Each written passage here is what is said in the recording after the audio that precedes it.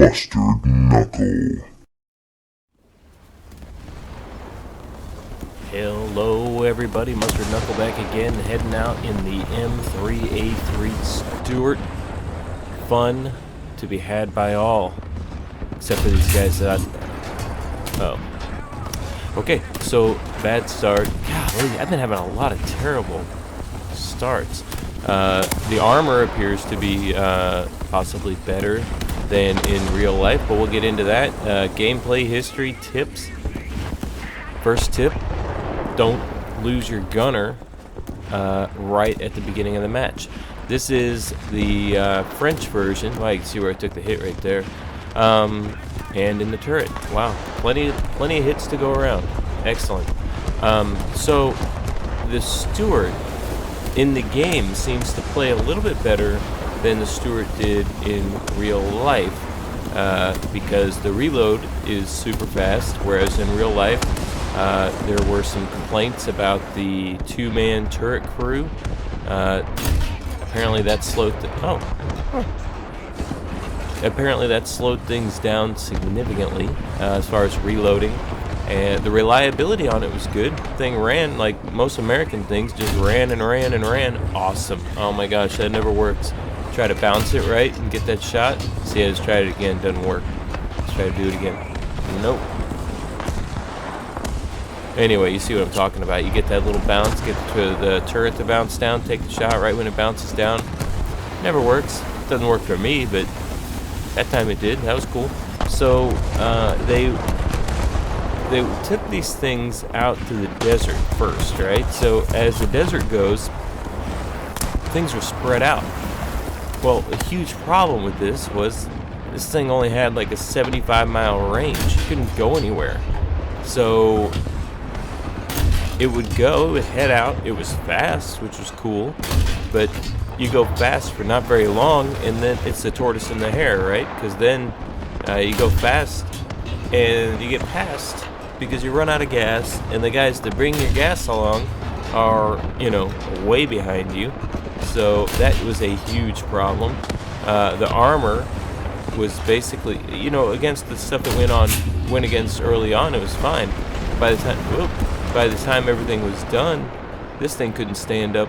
Didn't stand a chance to fight anything. Wow, this guy's just sitting side on. What are the odds of that? Good for me. Another assist. All right. This thing is the king of assists. Also, it's this 37mm solid shell. There's another one. It's hard to get kills. You can do it, but it doesn't happen very often. A lot of times you get hit, and then and somebody else finishes the job, so you get an assist, and that's that. But this thing in the desert in Africa, it was out there with the Crusaders. They liked this better than they liked the Crusader. The Crusader had reliability issues, which is a problem in the desert also. The thing, running out of gas and breaking down. I'd rather run out of gas than break down out in the middle of the desert. Oh, sweet. Got one. An assist and then a kill. So that was kind of an important factor with the Stuart. They started making it in '41. It was built by Cadillac and Massey Harris, which is the same people that built the Chaffee also, which is what replaced this eventually. Both had Cadillac V8 engines, two of them. Same horsepower, different engine. I don't know what the difference was on the Chaffee, but the Chaffee is a far more capable replacement for a light tank than what this one is. But they made this in huge numbers. They made 20,000+ of these things, so they were everywhere. So by numbers, it was good. It's kind of like the Sherman again, where they had so many of them. It wasn't the best at anything, but there were so many. And then as they learned how to use them, it got more and more effective. So what was discovered is pretty obvious now is you can't fight head-to-head, especially against the German stuff, with one of these things. You can put hits on hits on hits on a lot of the German tanks that they found on the European theater. Oh, I barely missed that guy. You can put hits and hits on them, and there we go. Nice.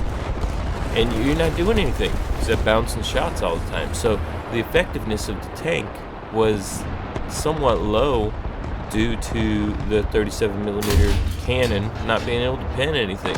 But used for reconnaissance, they did very well because you had the speed advantage and the reliability advantage. So you could get out, take a look, go fast, and see what's going on, and then make your way back without having to worry about breaking down or anything like that. Now, I did read that some of the Germans, oh man, poor guy, you know, it's annoying when you get spawned in a bomber. Oh, if I could actually hit him. This guy's on me pretty good. Okay. Well, I'll let the other guy take care of the bomber. Oh. Oh, that guy, jeez. Okay, well, I was feeling bad for the bomber, but now I kind of feel bad for me. They spawned me right in front of 2 fighters. Well, that was unsuccessful. Let's see if I can get him here. No. So the turret, this is a pretty unmodded, like I said, this is a French side, so this is unmodded, or mostly not modified. Let's see if I can get him. Oh, I'd love to be able to land one of those shots. No. Oh well. Alright, on with the task at hand. So, recon was discovered to be kind of a little bit more valuable than actually tank versus tank combat for this thing. And it was, you know, they would usually set these up with M3s. So you'd have a group of the Lee, the M3 Lee, which was the medium tank. So they would set the Stuarts, the M3 Stuarts up with the M3 Lees, and that would kind of make up a full battle group, or whatever they called it back then. I don't even know what they call it now, so whatever they called it, that's how they would set it up. Sort of like with the Panzers, they'd have a group of Panzer 3s along with a group of Panzer 4s, so you'd have a lighter, faster version, which is what would go against this, the Panzer 3, and then you'd have your medium counterparts, the Panzer 4, in the group as well, so you'd have some increased firepower that way. So that's kind of how they operated these as well. Now, they had these in Japan for a period of time. They also lend-leased them to the Soviets. Now, the Soviets were not huge fans of these things because of the tracks being narrow and it having like high ground pressure. So the ground pressure, I guess in the tundra and in the muddy areas, I guess there were a lot of muddy areas where, oh, he's under the mountain, where the Russians were fighting the Germans and stuff, and they'd get stuck. So they were kind of useless to them. They didn't like the armament. They didn't like the... a couple hits. They didn't like the armament. They didn't like the armor. Because the Soviets, you know, they had T-34, KV-1, stuff like that. So, you know, the Lend-Lease deal was simply to try to give them a light tank option, and it was not really, didn't really serve its purpose. They weren't fans of it. That was, and that was it.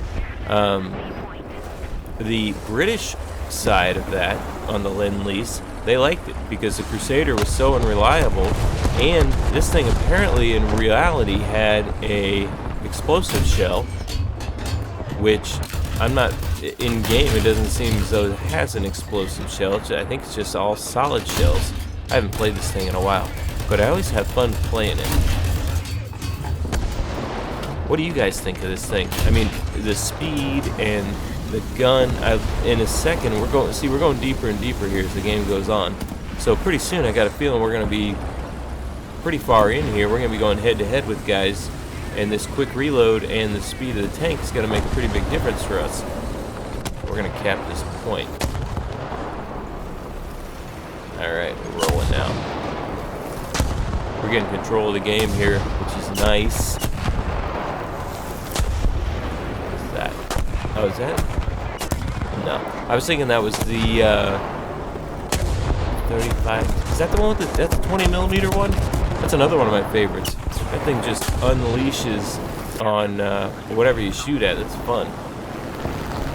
Anyway, I mean, So what I see...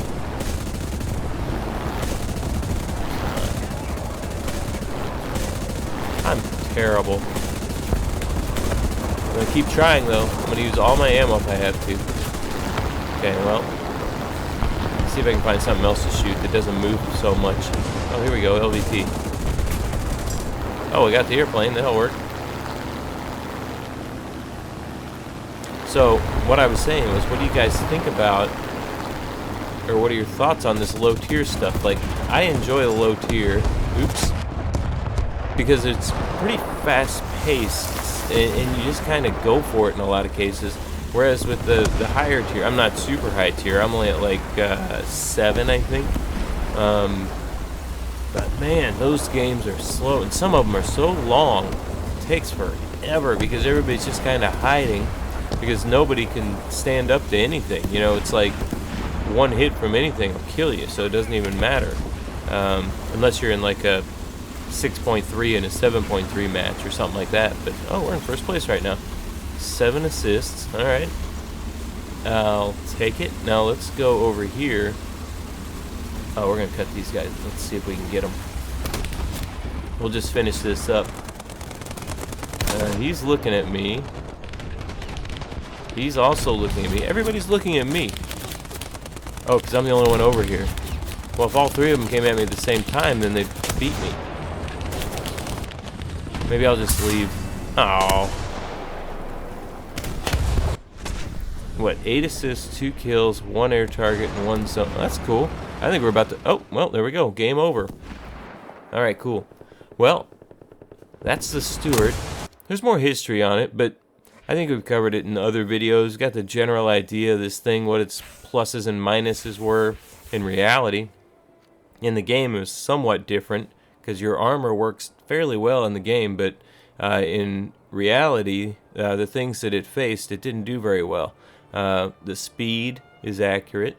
The gun, the reload capability, I feel like might be a little faster in the game than it was in real life. But anyway, that's the way it goes, and that's the way it's represented in the game, and it's a lot of fun. So I hope you guys enjoyed this video. Good luck, have fun. We'll see you in the next one.